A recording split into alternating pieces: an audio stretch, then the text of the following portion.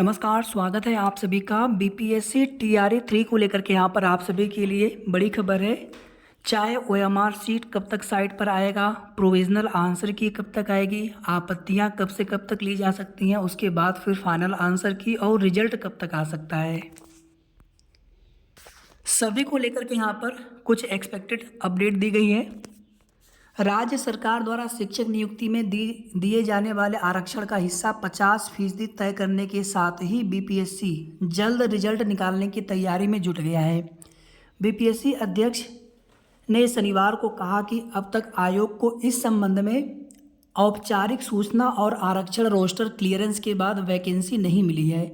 सामान्य प्रशासन विभाग से यह आनी है, लेकिन जल्द ही इसके मिल जाने की उम्मीद में वे अपनी तैयारी जारी रखेंगे। ओएमआर शीट की स्कैनिंग आखिरी दौर में है। मंगलवार तक यह काम पूरा हो जाएगा। तो जैसे ही स्कैनिंग कंप्लीट होगी तो उसके बाद फिर साइट पर ओएमआर शीट आप सभी के अपलोड कर दिए जाएंगे, तो आप सभी देख पाएंगे अपने अपने ओएमआर शीट और उसको आप डाउनलोड भी कर सकेंगे। अगले सप्ताह के अंत तक आएगी आंसर की। विषय विशेषज्ञ समिति का गठन कर दिया गया है, जो अलग अलग विषयों के लिए प्रोविजनल आंसर की बना रही है। ओएमआर शीट अपलोड करने के अगले दिन से प्रोविजनल आंसर की निकलनी शुरू हो जाएगी, यानी जिस दिन ओएमआर शीट आप देखेंगे उसके अगले दिन ही आंसर की भी आनी स्टार्ट हो जाएगी। और अगले सप्ताह के अंत तक अलग अलग विषयों की प्रोविजनल आंसर की को निकाल दिया जाएगा। उसके बाद उन पर आपत्ति ली जाएगी, फिर विशेषज्ञ समिति द्वारा उन पर विचार किया जाएगा। आपत्ति से सहमत होने की स्थिति में आंसर की में अपेक्षित संशोधन के बाद दूसरी प्रोविजनल आंसर की जारी की जाएगी। आंसर की के आधार पर अलग अलग शिक्षक श्रेणियों और विषयों के अभ्यर्थियों के ओएमआर शीट का मूल्यांकन किया जाएगा। उसके बाद रिजल्ट निकालने के लिए आरक्षण कोटिवार रिक्तियों की आवश्यकता पड़ेगी। तब तक यदि आरक्षण रोस्टर क्लियरेंस के बाद उनको रिक्तियां मिल गई, जो कि मिलने की 100% उम्मीद है, तो वे रिजल्ट निकालने की प्रक्रिया को उसके बाद बहुत जल्द पूरा कर लेंगे, यानी कि इसी महीने के अगस्त के महीने के अंत तक तीसरे चरण की शिक्षक नियुक्ति परीक्षा का रिजल्ट निकलने की संभावना है। कुछ इसी तरह की अपडेट आपको यहाँ पर भी मिल जाएगी। बिल्कुल आपको क्लियर दिख रहा होगा यहाँ पर जो चीज़ें आपने न्यूज़पेपर में देखा अभी, ठीक है। तो इसको दोबारा से यहाँ पर रीड नहीं करेंगे, आप इसे देख लीजिएगा। अब देखिए यहाँ पर आप सभी के मन में सवाल है या फिर आप सभी की मांग है कि वन कैंडिडेट वन रिजल्ट आना चाहिए, यानी एक अभ्यर्थी का सिर्फ एक रिजल्ट आए। अब जैसे एक अभ्यर्थी चारों में सेलेक्ट है, 1 to 5, 6 to 8, 9 to 10, 11 to 12। आप लोग जानते हैं कि वेटिंग लिस्ट का कोई प्रोविज़न, मतलब वेटिंग लिस्ट आती नहीं है, या तो वेटिंग लिस्ट दी जाए एक बार रिजल्ट आने के बाद जो भी सीटें खाली बचती हैं, लेकिन यहाँ पर ऐसा नहीं होता है। उन सीटों को फिर नेक्स्ट वैकेंसी में जोड़ दिया जाता है, तो इससे मेरिट कहाँ से डाउन होगी? पूरी सीटें भर्ती है नहीं। अब कहने के लिए तो इतनी हम बहाली करने जा रहे हैं, इतनी पदों पर भर्ती करेंगे, लेकिन आप अभी टीआरई 4 में आप देखेंगे 1,60,000 पदों पर भर्ती की जाएगी, उसकी घोषणा हो चुकी है। लेकिन काफ़ी ज़्यादा सीटें इस टीआरई 3 में से भी टीआरई 4 में ऐड होंगी, ये हम लोग देख चुके हैं टीआरई 1 के बाद, टीआरई 2.0 के बाद। तो यहाँ पर अभ्यर्थी लगातार मांग तो कर रहे हैं, लेकिन अब इस पर कितना संज्ञान लिया जाएगा बीपीएससी की तरफ से या फिर राज्य सरकार की तरफ से, ये तो बात की बात है।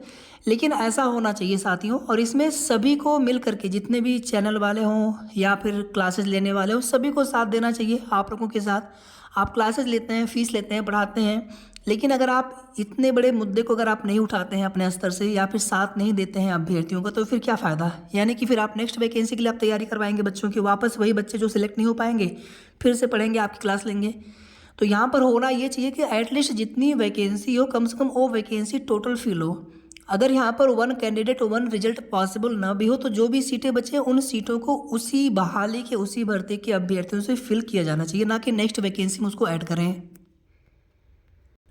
बाकी आप लोग जानते हैं कि जो मूल निवासी अभ्यर्थी हैं बिहार के, वो चाहते हैं कि डोमिसाइल रूल लागू हो, जो कि हो नहीं पाया। हालांकि सरकार ने कोशिश की थी, लेकिन इससे जो अदर स्टेट के अभ्यर्थी होंगे उनको मौका नहीं मिलता। और अदर स्टेट के अभ्यर्थी देखिए, सभी की अपनी मजबूरी है, बेरोजगारी इतनी ज़्यादा है, कहीं पर वैकेंसी ही नहीं आ रही है, और फिर उन राज्यों में वैकेंसी आएगी तो आपको भी मौके मिलेंगे जो बिहार के मूल निवासी होंगे। तो इन सब चीज़ों को छोड़ करके अगर यहाँ पर देखिए, मैं किसी के लिए वो नहीं कह रहा हूँ कि आपकी मांग गलत है, आपकी मांग अपनी जगह पे सही है, लेकिन यहाँ पर अदर स्टेट के अभ्यर्थी कितने दूर दूर से आकर के, कितना परेशान होकर के उन लोगों ने भी एग्जाम दिया है एक नौकरी के लिए, अपना राज्य छोड़ करके दूसरे राज्य में नौकरी करना चाहते हैं। तो सबकी अपनी परेशानी आप सभी को समझना चाहिए, लेकिन यहाँ पर ये चीज़ें बिल्कुल हो सकती हैं कि 1 कैंडिडेट 1 रिजल्ट आए। सिर्फ यही एक ऐसी मांग है जिस पर अगर सरकार मान जाए, अगर इसको लागू कर दिया जाए, तो समझ लीजिए अभी जो भी आपको एक्सपेक्टेड कट ऑफ मेरिट देखने को मिल रहा होगा उससे 4 नंबर, 5 नंबर, 6 नंबर, 7 नंबर तक मेरिट और नीचे चली जाएगी, या उससे भी ज़्यादा मेरिट डाउन हो जाएगी, क्योंकि सीटें बहुत खाली चली जाती हैं। अभी हम केवल यहाँ पर फॉर एग्जांपल 1 to 5, 6 to 8 को आप लेकर के चलें। 1 to 5 के बहुत सारे बच्चे, या लगभग सभी बच्चे 6 to 8 में आवेदन करते हैं, लेकिन ज्वाइन तो केवल एक जगह करेंगे, तो उससे सीटें कितनी ख़राब होती हैं, बहुत ज़्यादा सीटें ख़राब होती हैं, हज़ारों में सीटें ख़राब होती हैं और सीटें खाली चली जाती हैं। तो यहाँ पर साथियों हमारे तरफ से पूरा समर्थन है आप सभी के लिए, लेकिन आप लोग जितना अधिक से अधिक संख्या में सपोर्ट करेंगे, सहयोग करेंगे, और सबको साथ देना चाहिए आपकी इस मुहिम में। तो जितना हो सके आप लोग वीडियो को शेयर कर दीजिएगा, लाइक आप सभी कर दिया करें, और अगर आपने अभी तक चैनल को सब्सक्राइब ना किया हो तो सब्सक्राइब भी कर लीजिएगा। बाकी जब तक समय है तब तक हम लोग कोशिश करेंगे, जो होना होगा देखा जाएगा। कम से कम इसमें ना हो आने वाले TRE 5 के लिए, TRE 4.0 के लिए ये चीज़ कम से कम लागू हो, लेकिन हम लोग पूरी कोशिश, पूरा एफर्ट लगाएंगे कि TRE 3.0 से ही ये रूल लागू हो जाए कि 1 कैंडिडेट 1 रिजल्ट लागू हो, ये होना चाहिए। बाकी जो भी कट ऑफ बताई जा रही है उस सब के सब एक एक्सपेक्टेड है, अभी ऑफिशियल आंसर की आई नहीं है, पहली चीज़। दूसरी चीज़ है, जब सीटें पूरी भरेंगे ही नहीं तो कट ऑफ का क्या पता, कट ऑफ कितनी हाई जाएगी, कितना कट ऑफ जाएगा। पेपर का level moderate to tough, moderate to hard है, कहीं से भी पेपर का लेवल आसान है। जो कहने वाले हैं वो एग्ज़ाम रूम में आप बैठ करके पेपर दीजिए, तब वहाँ पे बातें आप बोलिएगा। ऐसे आपने बाद में क्वेश्चन पेपर देखा, वहाँ पे एनालिसिस करना आसान होता है, रिव्यू देना आसान होता है। तो यहाँ पर हम लोगों को कोशिश ये करना चाहिए कि पूरी की पूरी सीटें भरें, 1 कैंडिडेट 1 रिजल्ट आना ही चाहिए TRE 3.0 में। बाकी आप सभी लोग अपने विचार कमेंट सेक्शन में ज़रूर दीजिएगा, और आप सभी साथ दीजिए इस मुहिम में, ताकि अधिक से अधिक कैंडिडेट्स का इसी भर्ती में सिलेक्शन हो सके। शेष आगे की जो भी जैसे भी ऑथेंटिक अपडेट मिलेगी आप सभी को समय समय पर उसकी जानकारी देते रहेंगे। धन्यवाद।